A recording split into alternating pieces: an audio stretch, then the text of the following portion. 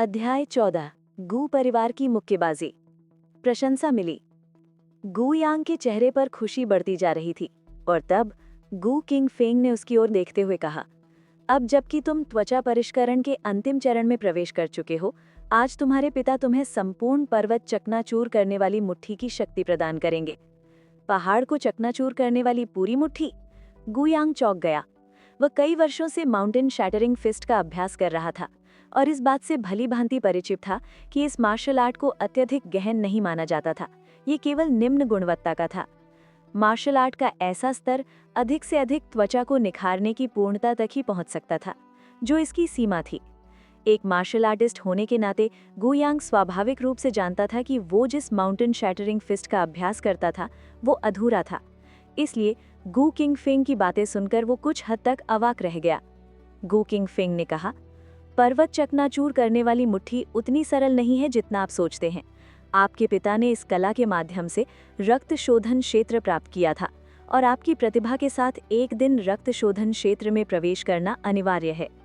चूंकि आज आपने एक बड़ी उपलब्धि हासिल की है, तो क्यों न मैं आपको माउंटेन शैटरिंग फिस्ट की पूरी तकनीक सिखा दूं और आशा करता हूं कि आप इसका लगन से अभ्यास करेंगे। ये सब कहने के बाद गू किंग फेंग ने और शब्द बर्बाद नहीं किए और गू यांग के सामने ही माउंटेन शैटरिंग फिस्ट के नए संस्करण का प्रदर्शन करना शुरू कर दिया। अपनी सफलता के बाद माउंटेन शैटरिंग फिस्ट में बदलाव आया था और श्वास नियमन और रक्त और ची को जुटाने की विधियों को तदनुसार समायोजित किया गया था। अक्सर एक छोटा सा बदलाव भी किसी पेंटिंग को अंतिम रूप देने जैसा होता था, जिससे गू यांग की आंखें और भी ज्यादा चमकने लगती थीं। और जब आखिरी मुक्का मारा गया तो गू किंग फेंग का खून और ऊर्जा एक लहराते हुए युद्ध ध्वज में बदल गया। उसकी शक्तिशाली मुट्ठी मानो पहाड़ों को चकनाचूर कर सकती थी और चोटियों को चूर कर सकती थी। बूम! एक मुक्का मारा गया। अचानक बिजली कड़कने लगी। तेज हवाएं कहर बरपाती हुई आगे बढ़ रही थीं।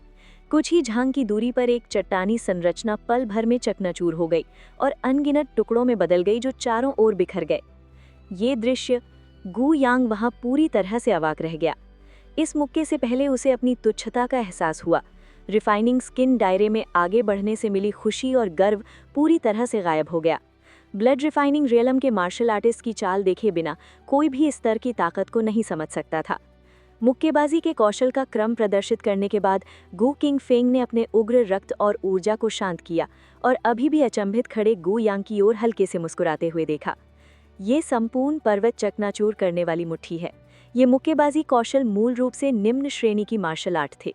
बाद में गू किंग फेंग को एक अंतर्दृष्टि प्राप्त हुई जिसने इसे अपनी सीमा को पार करने की अनुमति दी, जिससे ये मध्यम श्रेणी की मार्शल आर्ट के बराबर हो गई। एक बार जब आप इसमें निपुणता प्राप्त कर लेंगे तो आप सीधे रक्त शोधन क्षेत्र में प्रवेश कर सकेंगे। इस समय गू यांग अपनी स्तब्धता से बाहर आया और खुद को नहीं रोक पाया और बोला, ऐसे में माउंटेन शैटरिंग फिस्ट को पिताजी की ही रचना माना जा सकता है। ये वास्तव में कोई नई रचना नहीं है, बल्कि पूर्वजों के द्वारा रखी गई नींव पर आधारित कुछ नवाचार और सफलता है। गू किंग फेंग ने विनम्रता से उत्तर दिया। लेकिन गू यांग इस बात से भली भांति परिचित थे कि मार्शल आर्ट की सीमाओं को तोड़ना कितना मुश्किल था। इसलिए जब उसने दोबारा गू किंग फेंग की ओर देखा तो उसकी आंखों में प्रशंसा के भाव थे। चूंकि ये मार्शल आर्ट गू किंग फेंग की स्वयं की खोज और नवाचार का परिणाम है, इसलिए मुझे लगता है कि इसे माउंटेन शैटरिंग फिस्ट कहना जारी रखना उपयुक्त नहीं हो पाएगा। मेरे विचार में इसे गू परिवार की मुक्केबाजी क्यों न कहा जाए। गू परिवार की मुक्केबाजी, ये नाम सुनकर गू किंग फेंग क्षण भर के लिए चौंक गया। फिर उसने सहमति में सिर हिलाया।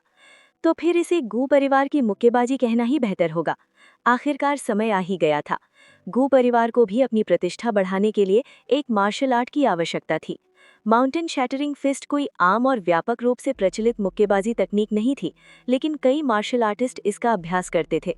इसलिए इस कला को गू परिवार के प्रतीक के रूप में उपयोग करना कुछ हद तक अधूरा था। अब जबकि अपनी सफलता के बाद उन्नत माउंटेन शैटरिंग फिस्ट मूल से कहीं अधिक उत्कृष्ट थी, इसे एक अलग मुक्केबाजी तकनीक माना जा सकता था। इसे गू परिवार की मुक्केबाजी कहना भी उचित था। जब गू किंग फेंग ने बोलना समाप्त किया तो उसने देखा कि विशेषता पैनल अचानक प्रकट हुआ और माउंटेन शैटरिंग फिस्ट के अक्षर सीधे गू परिवार की मुक्केबाजी में बदल गए। ये देखकर गू किंग फेंग को ये बात अपने मन में समझ आ गई थी। मार्शल आर्ट के नाम तय नहीं होते, उन्हें बदलना महज विचार की बात थी।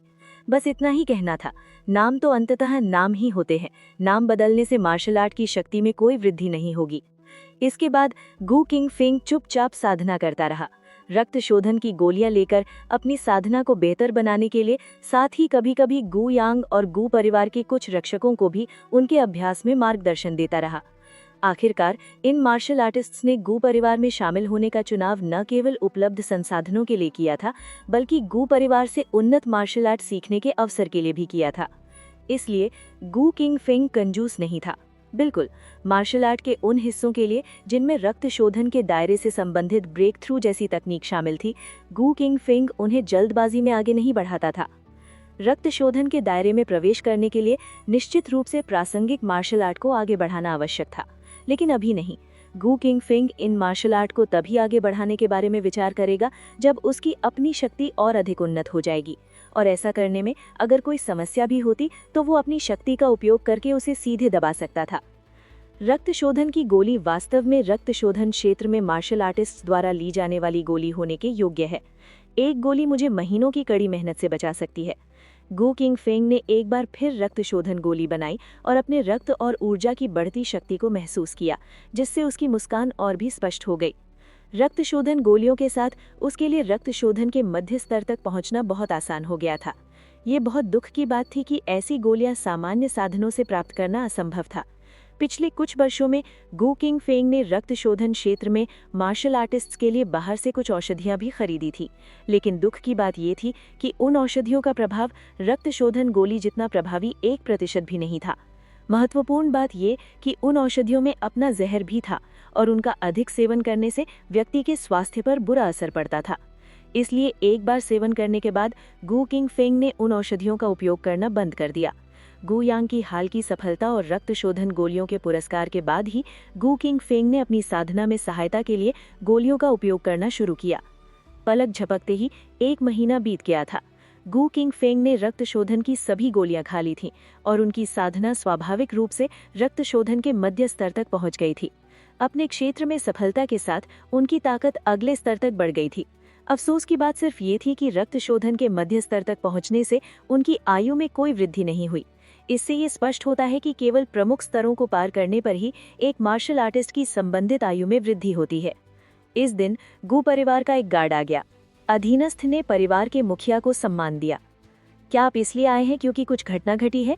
गु किंग फेंग ने अपने सामने खड़े व्यक्ति की ओर देखा और उदासीनता से पूछा।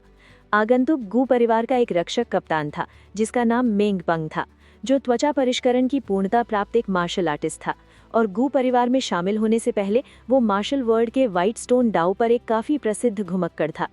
बाद में जब गु परिवार की स्थापना हुई तो वो उनसे जुड़ गया, और चूंकि मेंग पंग काफी मजबूत था, इसलिए गु किंग फेंग ने उसे गार्ड कप्तान के पद पर पदोन्नत कर दिया था, ताकि वो अन्य गार्ड्स की देखभाल कर सके। मेंग पंग ने आदरपूर्वक कहा, अधीनस्थ को खबर मिली है कि क्लाउड पवेलियन में 3 दिन में नीलामी होने वाली है, और कहा जा रहा है कि वहां एक मध्यम श्रेणी का मार्शल आर्टिस्ट दिखाई दे सकता है। मध्यम श्रेणी की मार्शल आर्ट? गु किंग फेंग के चेहरे पर हल्का सा भाव परिवर्तन हुआ।